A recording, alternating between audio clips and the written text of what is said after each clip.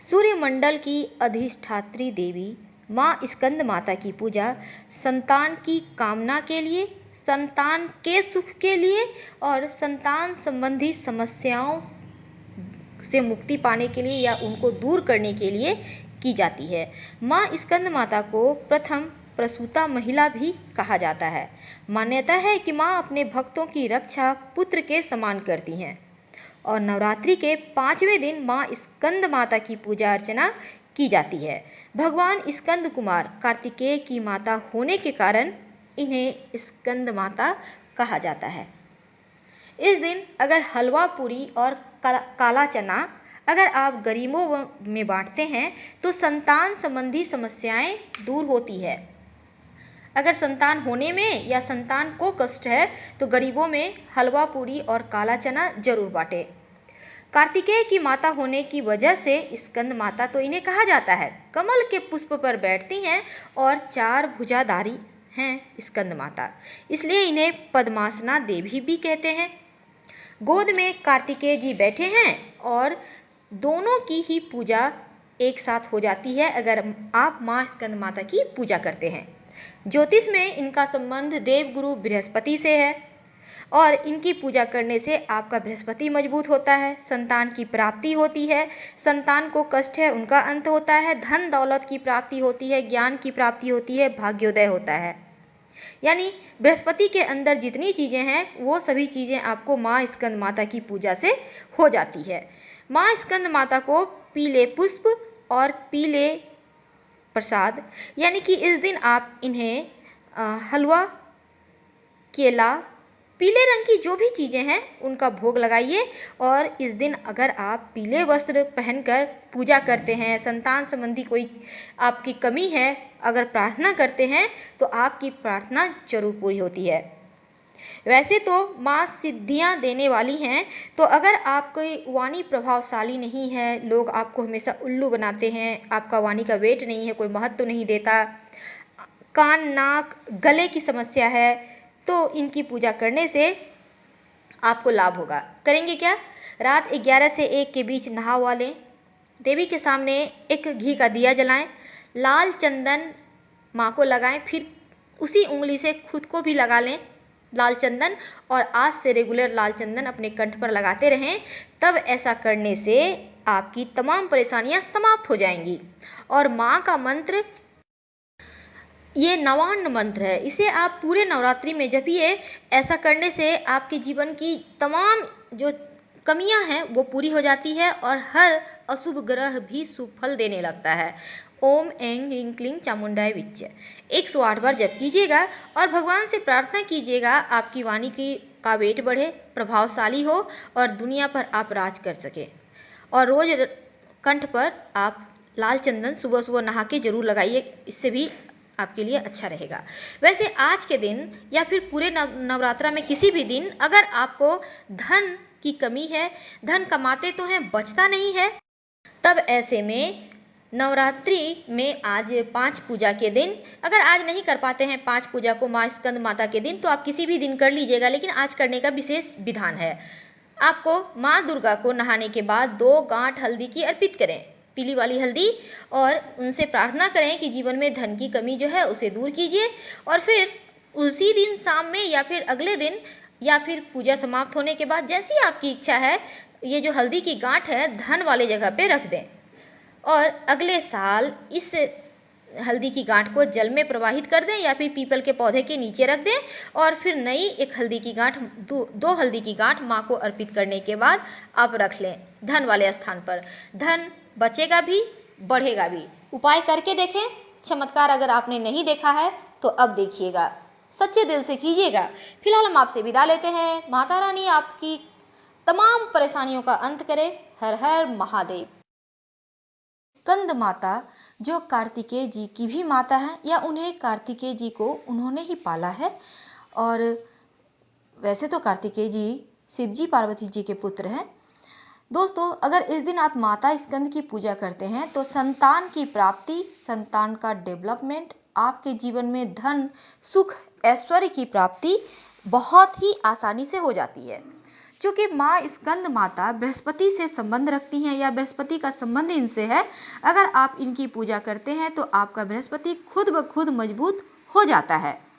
अब बृहस्पति की कृपा पाने के लिए और बृहस्पति के अंतर्गत जितनी भी चीज़ें हैं, यानी बुद्धि, भाग्य, संतान, सुख, वैवाहिक जीवन, हर एक चीज़ की प्राप्ति, यहाँ तक कि मोक्ष की भी प्राप्ति के लिए माँ स्कंद माता की पूजा की जाती है। तमाम तरह के हमने उपाय बताए हैं। आज हम बताएंगे धन के लिए क्या करें इस दिन। चूँकि बहुत ही पावन दिन है, बहुत ही खूबसूरत सा योग बन रहा है, तो धन के लिए 2 हल्दी की गांठ माता रानी के चरणों में जरूर अर्पित करें और अगले दिन यानी 6 पूजा को इस हल्दी की गांठ को उठाकर अपने धन वाले स्थान पर रख लें और अगले साल पूरे साल भर वहीं पर पड़े रहने दें। अगले साल इस हल्दी की गांठ को बहते हुए जल में प्रवाहित कर दें या फिर पीपल के वृक्ष के नीचे रखाएं और नई हल्दी की गांठ स्थापित करें। यकीन मानिए पूरे वर्ष जीवन में आपको धन की कमी नहीं होगी, धन बढ़ेगा। यकीन नहीं आता तो इस बार उपाय करके ही देख लें। दूसरी बात, चूँकि हमने ये 5 पूजा का उपाय बताया है, बृहस्पति से संबंध रखता है इसलिए, तो इस दिन अगर 1 चुटकी पानी में हल्दी डालकर आप नहाते हैं उस पानी से, तो यकीन मानिए आपका देवगुरु बृहस्पति मजबूत हो जाता है और जीवन में जो भी परेशानी है वो दूर होती है। खासकर अगर आपका विवाह नहीं हो पा रहा है तो ऐसे में 7 चुटकी हल्दी पानी में डालकर नहाएं या 1 चुटकी डालकर भी नहा सकते हैं और नहाने के बाद भगवान श्री हरि विष्णु के चरणों में हल्दी लगाइए और उसी उंगली से अपने माथे पर भी टीका लगाइए हल्दी का। आपका भाग्य भी मजबूत होगा और आपका बृहस्पति भी मजबूत होगा। तो छोटे छोटे उपाय करके जीवन में खुशियाँ पाई जा सकती है। और अभी तो तंत्र क्रिया वाले दिन चल रहे हैं, तो ऐसे में आपके घर में छोटे बच्चे होंगे, बड़े ही हैं, तो एक पीले कपड़े में थोड़ी सी सरसों, अगर काली वाली सरसों है तो भी ठीक, पीली है तो भी ठीक, उससे वो मायने नहीं रखती, 1 चुटकी हींग और थोड़ा सा जमाइन, अजवाइन जिसे कहते हैं, काले धागे के सहारे उस पीले धागे को डालकर मोटली बना लें। छोटा सा बनाना है, बच्चों के कमर में, कलाई में, बाह में, जहाँ सुविधा हो गले में पहना दे। नज़र दोष से बचे रहेंगे और 10वें दिन इसे उठाकर कहीं भी साइड में मिट्टी वगैरह में दबा दीजिएगा। तो दोस्तों ये थी कुछ अचूक उपाय, कीजिए, लाभ जरूर होगा। फिलहाल हम आपसे विदा लेते हैं। अगर आपके कुछ सवालात हैं तो आप हमसे कमेंट के जरिए पूछ सकते हैं। अगर आप चाहते हैं किसी टॉपिक पर हम वीडियो बनाएं तो बेशक आपका स्वागत है। फिलहाल धन्यवाद। माता रानी सबकी भलाई करती हैं, आपकी भी करेंगी। हर हर नवरात्रा शुभ संयोग बन रहा है और माँ स्कंद माता यानी 5 पूजा के दिन आपको केले का उपाय करना है। इसको करने से एक तो बृहस्पति मजबूत होगा, दूसरा संतान संबंधी अगर कोई परेशानी है जीवन में तो वो भी दूर हो जाएगी। तो चलिए हम सीधे मुद्दे पर आते हैं, करेंगे क्या। सबसे पहली बात तो आप माँ को 9 केला अर्पित करें। माँ के 9 रूप हैं, 9 केला आपको अर्पित करना है 9 दिन के लिए। और नवरात्रा में ये 9 केला जो आपने अर्पित किया अपने घर में भी कर सकते हैं, लेकिन आपको प्रसाद के रूप में ये जो है केला एक एक करके 9 कन्या में बांट दें। छोटी लड़की होनी चाहिए, आप मंदिर वगैरह जाइएगा तो आपकी छोटी छोटी लड़की आपको मिल जाएगी। 9 कन्याओं में आपको बांट देना है। आपके जीवन की अगर कोई संतान संबंधी परेशानी है, अगर आपका संतान सही रास्ते पर नहीं है, संतान का सुख नहीं है या फिर संतान हो नहीं पा रहा है, तमाम तरीके की परेशानी होती है, तो वो चीज़ें दूर हो जाएगी। ये केला आपको नहीं खाना है बल्कि 9 लड़कियों में, छोटी छोटी लड़कियों में बांट देना है।